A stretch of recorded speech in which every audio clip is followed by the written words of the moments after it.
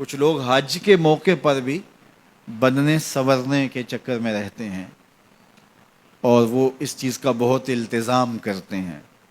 جب حج کے لیے گئے ہیں اور سارے لوگ ایک لباس میں ہیں تو پھر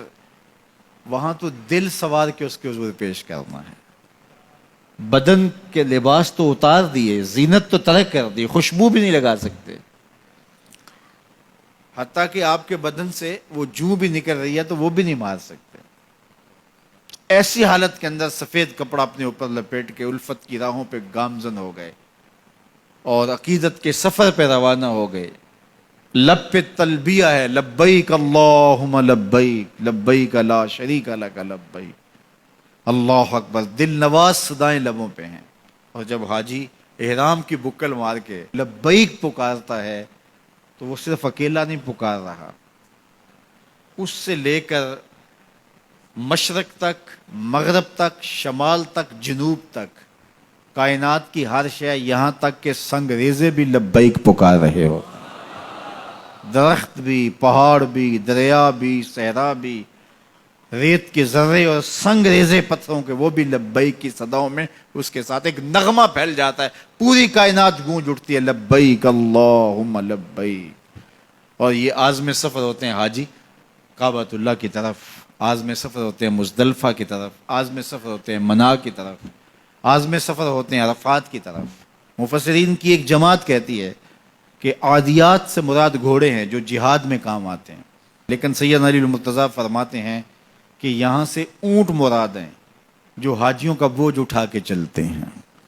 اللہ ان اونٹوں کی قسم کھا رہا ہے۔ قرآن مجید کی اس آیت کریمہ کا مستفاد یہ ہے کہ گھوڑے مراد ہوں یا اونٹ مراد ہوں، راہ حق میں چلنے والی سواریاں اللہ کو اچھی لگتی ہیں، اور وہ دور موجود کی گاڑیاں ہوں، رواحل ہوں، سیارات ہوں، وہ اڑانے بھرتے ہوئے طیارے ہوں، فراٹے بھرتے ہوئے جہاز ہوں۔ جب حج کے لیے جہاز آپریشن شروع ہوتا ہے، اللہ اکبر، جن لوگوں نے حج کیا منظر ان کی نگاہوں میں گھوم گیا ہوگا کہ جدہ ایئرپورٹ پہ کیسے پروازیں اتر رہی ہوتی ہیں، ایسے ایسے پروازیں اتر رہی ہیں، ایک منٹ میں دو پروازیں اتر رہی ہوتی ہیں، ادھر سے اتر رہی ہے، ادھر سے روانہ ہو رہی ہے، ادھر سے اتر رہی ہے، ادھر سے روانہ ہو رہی ہے۔ تو فراٹے بھرتے ہوئے جہاز جب اترتے ہیں لے کر کے مسافروں کو، تو عادیات سے یہ جہاز بھی پھر مراد ہو سکتے ہیں۔ وہ سواریاں جو منا سے عرفات اور عرفات سے مزدلفہ کی طرف روانہ ہوتی ہیں، وہ سواریاں بھی مراد ہو سکتی ہیں۔ مطلب کیا، راہ حق میں گھوڑے دوڑیں تو وہ بھی محبوب، اونٹ چلیں تو وہ بھی محبوب، راہ حق میں گاڑیاں دوڑیں، جہاز چلیں تو راہ حق میں چلنے والے جہاز بھی اللہ کو محبوب ہیں۔ تو کیا میں کہہ نہیں سکتا ہوں کہ جب دشمن یلغار کرتا ہے اور میرے وطن کا F-16 جو ہے وہ اس کے راستے کو روکنے کے لیے جب آگے بڑھتا ہے تو میرے رب کو وہ طیارہ بھی پسند آتا ہے۔ تو عادیات سے مراد ہر وہ سواری ہے جو راہ حق میں کام آتی ہے، راہ حق میں کام آنے والی ہر سواری اللہ کو محبوب ہے۔ تو وہ کیا مناظر ہوتے ہیں جب الفت کی راہوں کے یہ مسافر دو چادریں بدن پہ لپیٹ کے، زینت کو ترک کر کے، پاؤں میں چپل ڈالے ہوئے، شہنشاہ وقت ہے وہ بھی پاؤں میں چپلی ڈالے ہوئے ہیں، آج سر پہ تاج نہیں ننگا سر ہے، بال بکھرے ہوئے ہیں،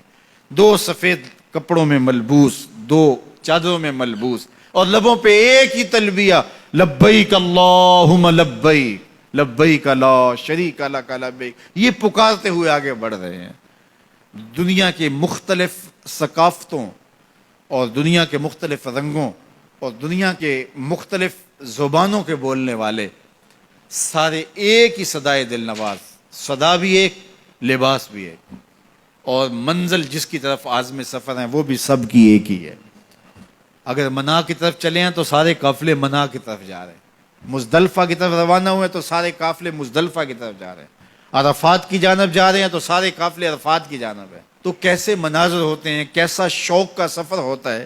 دنیا کے مختلف خطوں کے رہنے والے لوگ ایک ہی صدائے دل نواز اور ایک ہی لباس میں ملبوس ہو کے، عجیب محبتوں کی بارات سجی ہوتی ہے اور آسمان سے رحمتیں اتر رہی ہوتی ہیں، ایسے لگتا ہے جس طرح آسمان سے قدسی اترے ہوئے ہیں۔ اللہ اکبر، پہاڑوں پہ، میدانوں میں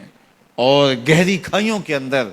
سفید لباسوں میں ملبوس اللہ کے بندے، کوئی دعا مانگ رہا ہے، کوئی سجدے میں ہے، کوئی رکوع میں ہے، کوئی قیام میں ہے، کوئی لہائے ازاری کر رہا ہے، اس کے حضور التجاؤں میں لگے ہوئے ہیں، اور لبیک اللہم لبیک کی صداؤں کا نغمہ جو ہے وہ سب کے لبوں کے اوپر جاری ہے۔ تو حج ہمیں ایک نظم دیتا ہے،